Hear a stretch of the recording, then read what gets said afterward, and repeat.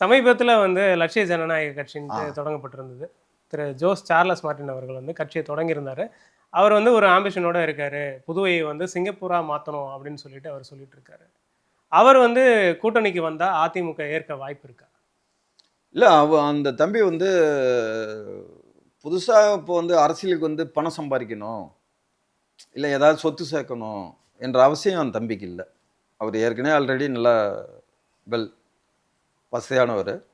அவரே சொல்லும்போது கூட நாங்க ஒரு ஆண்டுக்கு ஒரு 5000 கோடி ரூபாய் ஜிஎஸ்டி கட்டுறோம். இந்த மாநிலத்தில நான் வந்து ஒரு நன்மை செய்ய வந்திருக்கிறேன். படிச்ச இளைஞர்களுக்கு வேலை குடுக்கணும், போணும், வரணும். இத வந்து ஒரு மினி சிங்கப்பூரா மாத்தணும். எனக்கு சில அதிகாரங்கள் தேவைன்னு எல்லாருமே ஒரு ஆசைப்படுறது தான். அவருடைய எண்ணம் வந்து தூய்மையான எண்ணம் தான். அந்த எண்ணத்தில வந்து நாங்க வந்து குறை காணல.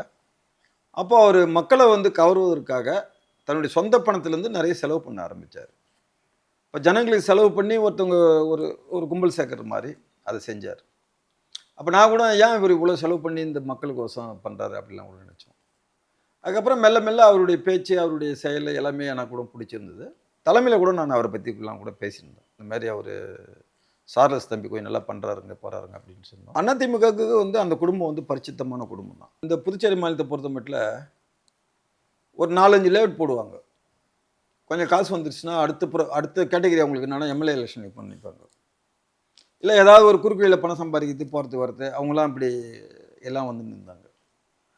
அந்த மாதிரி புதுச்சேரி மாநிலத்தில நெறைய நபர்கள் வந்துட்டாங்க. ஒரு இந்த சட்டமன்ற தேர்தல்ல ஒரு ஓட்டுக்கு ரூ. 2000 குடுத்தா, ரூ. 3000 குடுத்தா எலெக்ஷன் நிக்கலாம், ஜெயிச்சிடலாம், போயிடலாம்னு சொல்லி.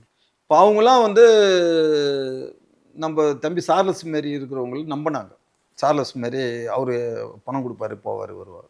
அப்ப எங்களுக்கு ஒரு வருத்தம் வந்தது. என்ன வருத்தம்னா, இந்த தம்பி செலவுகளும் பண்ணி தப்பான நபர்கள்லாம் வந்து எம்எல்ஏ ஆக்கிட போகுது.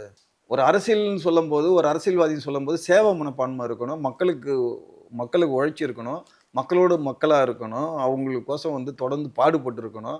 அப்படிப்பட்ட நபர்கள் சட்டமன்றத்துக்குள்ள வரணும்னு எந்த அரசியல்வாதியும் ஆசைப்படுவான். இப்ப நானா இருந்தா கூட சரி. அது போன்ற ஒரு சூழ்நிலை புதுச்சேரி மாநிலத்தில் நடக்கிறதா இருந்தது. ஆனா அது வந்து சார்லஸ் தம்பி எடுத்த ஒரு நல்ல முடிவால இப்படிப்பட்ட நபர்களுக்கு வந்து ஒரு பின்னடைவு ஏற்படுத்தப்பட்டிருக்குது. இது அரசியல் அரங்கிலும் சரி, சட்டமன்ற இதுலயும் சரி, உண்மையிலேயே வந்து அது வந்து ஒரு நல்ல விஷயம்.